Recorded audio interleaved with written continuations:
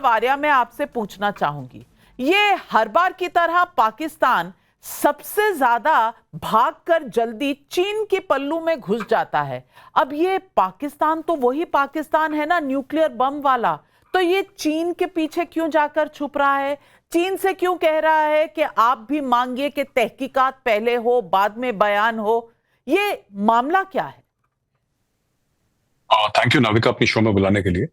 देखिए, बहुत पुराना स्ट्रेटजिक एलाय है चाइना पाकिस्तान का। और एक जमाने में जब चाइना और अमेरिका के डिप्लोमेटिक रिलेशंस नहीं होते थे, वो पाकिस्तान ने मिडवाइफ करा था पूरा मामला, तो तब से चाइना के बड़े क्लोज हो गए। चाइना अगर सपोर्ट ना करे, पाकिस्तान की इकोनॉमी एक महीने ना चल पाए। They simply don't have the money and it's a highly mismanaged country. ये चाइना के पास इसलिए भागते हैं क्योंकि उनको पता है चाइना का कोई कमर्शियल इंटरेस्ट नहीं है पाकिस्तान में।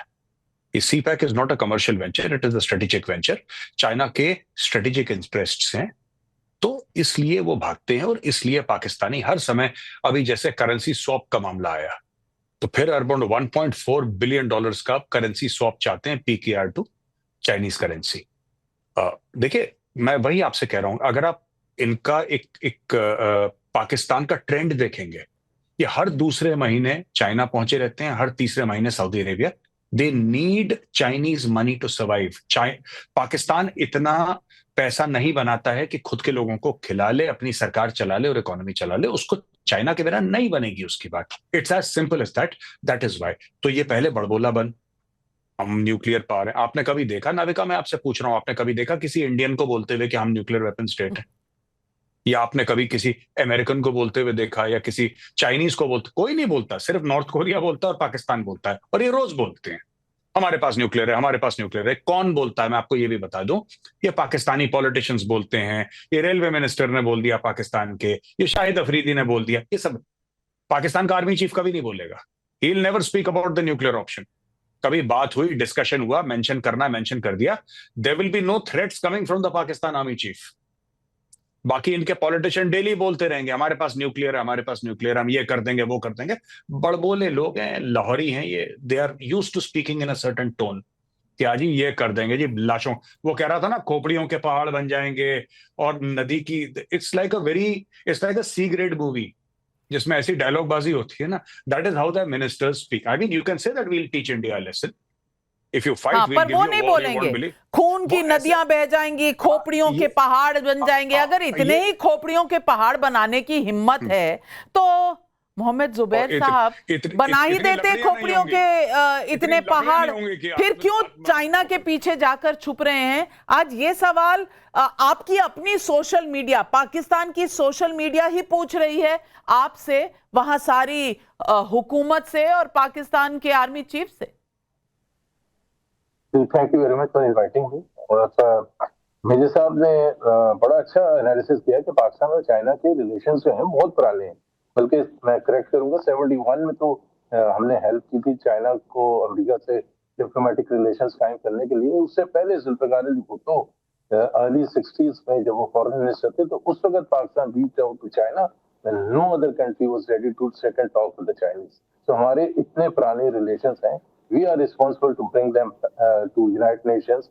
We are responsible for helping them. लेकिन उन्होंने हर बुरे वक्त में, और जब ऐसा तनाज़ा होता है जो पाकिस्तान और इंडिया के दरमियान इस वक्त है, तो आप डिप्लोमेटिक एफर्ट्स अपने बढ़ाते हैं और सबसे पहले आप वहां जाते हैं तो आपके करीब करीब मुल्क हैं। Luckily for Pakistan, China is a superpower, one of the 2 superpowers in the world. So Pakistan क्यों नहीं डिप्लोमेटिक एफर्ट्स बढ़ाएगा? Pakistan has a very very strong case. और मैं, अगर आप मुझे आधा मिनट दें, देखिए, मैं कंडेम करता हूँ, पाकिस्तानी कंडेम करते हैं जो कि टेररिज्म हुई है, और कहीं भी हो, हिंदुस्तान में हो, कश्मीर में हो, पाकिस्तान में हो, कहीं भी हो, कोई भी टेररिज्म को सपोर्ट नहीं करता। लेकिन हैविंग सेड दैट, हम सिर्फ ये कहते हैं कि India should act like a mature country. एक बहुत बड़ी कंट्री है पाकिस्तान, उसके मुकाबले में बहुत छोटा है। आपको वहां धमाका अभी खत्म नहीं होता, अभी कोई आया नहीं है, और आप उंगलियां उठा के पाकिस्तान को ब्लेम करना शुरू कर देते हैं। तो पाकिस्तान के पास क्या ऑप्शंस है? Pakistan offered, still remains that offer, कि जी आप जो है इंटरनेशनल इन्वेस्टिगेशन करा लें, आप ऑब्जर्वर्स को बुला लें। हम अगर पाकिस्तान से कोई ताल्लुक हुआ, अगर, जो कि नहीं है, बट अगर कुछ हुआ तो हम आपको बिल्कुल सेटिस्फाई करेंगे। लेकिन ये नहीं हो सकता। कि आप उंगली उठा के पाकिस्तान पर मोहम्मद जुबैर साहब, ये डॉसियर हम लोग खेल चुके हैं, बहुत खेल चुके हैं। जब मुंबई पर अटैक हुआ था, यहाँ अजमल कसब को पकड़ा गया था, तब भी ये डॉसियर का खेल हुआ था। पाकिस्तान ने तब क्या किया था जब जिंदा अजमल कसब पकड़ा गया था, ये दुनिया देख चुकी है। और वो आप कह रहे हैं टेररिज्म के सब खिलाफ है। वो ओसामा बिन लादेन आपके बैकयार्ड में मिला था ना, याद है ना आपको? हिलरी क्लिंटन का बयान याद है ना, स्नेक्स इन योर बैकयार्ड, याद होगा आपको। और अगर नहीं याद है तो मैं आपको दोबारा याद करा दूं। और हमारे यहाँ एक कहावत है, 900 चूहे खाकर बिल्ली हज को चली। तो गौरव आर्या यहाँ 900 चूहे खाकर बिल्ली हज को जाने की कोशिश नहीं कर रही। गौरव आर्या जी, मैं सिर्फ 1 मिनट लूंगा। जो ये पाकिस्तान के पैनलिस्ट है ना, जो बात कर रहे हैं कि इन्वेस्टिगेशन करवा लीजिए, ये छोड़िए 26/11 तो नहीं। मैं बात करूंगा आपसे सिर्फ और सिर्फ पठानकोट की। पठानकोट में टेरर अटैक हुआ, आपको पता है, एक फ्रंटलाइन फाइटर बेस में, एक फ्रंटलाइन, जब हमने बोला पाकिस्तान से कि आपने करवाया है, उन्होंने मना कर दिया, साहब हमारा क्या लेना देना है। We invited the Pakistani spy agency to come to a frontline fighter base. आप आइए पठानकोट, आप देखिए, हम गलत नहीं बोल रहे, ये देखिए प्रूफ पढ़े हैं। We did that. आपको पता है, जब 26/11 की आपने बात करी, जब हमने पाकिस्तान को डॉजिया दिया, इनके जज ने कूड़ेदान में फेंक दिया, बोला दिस इज जस्ट लिटरेचर, ये लिटरेचर है, इसमें कुछ भी नहीं है।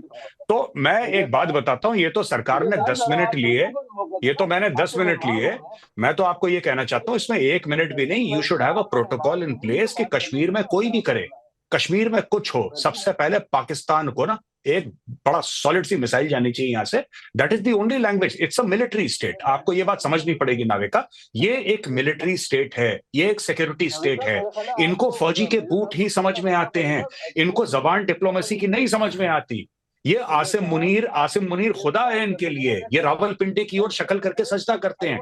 इनको नहीं समझ में आती डिसेंसी की आवाज, इनको फौज का बूट समझ में आता है। और वही इनकी जबान जो है, भारत में सिर्फ एक इदारा, एक ऑर्गेनाइजेशन बोलती है जो जबान पाकिस्तानियों को समझ में आए, that is the Indian army. इनको मैं बता रहा हूं आपको, इनसे कोई फायदा नहीं है, कोई भी फायदा नहीं है इनसे बात करने का। आपने डॉजियर आपने बिल्कुल ठीक बोला, 26/11 में आपने इनको दे दिया, आपने बोल दिया ठीक है पठानकोट का ले लो, प्रूफ ले लो, कोई बात नहीं, आप हमारे इनॉग्रेशन में आ जाओ, कोई बात नहीं। मोदी जी ने बोला मेरी लेगेसी क्या होगी, he tried his best, I must appreciate, he tried his best. Pakistan से रीच आउट करो, नवाज शरीफ के घर में जाओ, सब कुछ करा, एंड में क्या मिला? उड़ी, बिल्कुल उरी मिला, फिर पुलवामा मिला। और इनको आप सही कह रहे हैं गौरव आर्या, इनको भाषा ही वही समझ आती है जो आर्मी वाली भाषा है। लेकिन नुसरत अमीन, इतना आपके पास न्यूक्लियर बम है, इतना जलवा है न्यूक्लियर बम का, तो फिर न्यूक्लियर बम वाले चाइना की तरफ क्यों जा रहे हैं?